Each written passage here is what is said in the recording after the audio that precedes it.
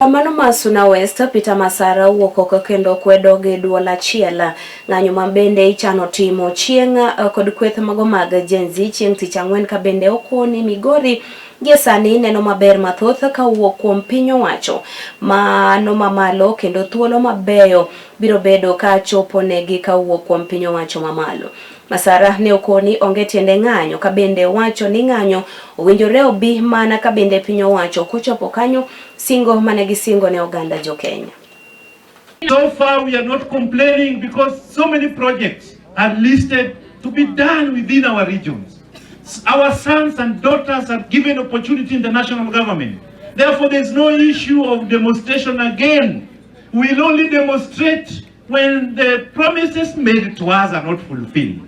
Therefore we as a community, our young generation, we did it for you.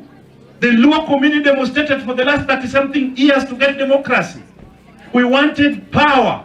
We wanted to be involved in the national government. We wanted to sit on the table.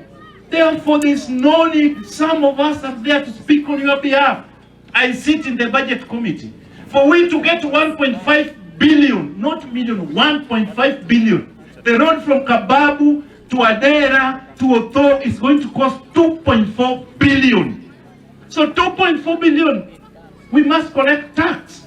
Now it is good that we are paying tax and getting projects for the same tax. We have projects at Pinyoye and all over Migori County and in Nyanza as a whole. Therefore, the only protest we are going to do is to request for more projects. That's the only protest we are going to do.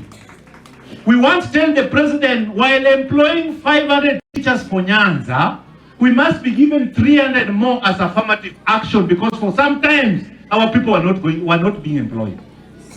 When it is earmarked for 500 police officers in Nyanza, we must be given 800 because for the last 30 years, our young women and men were not being given opportunity.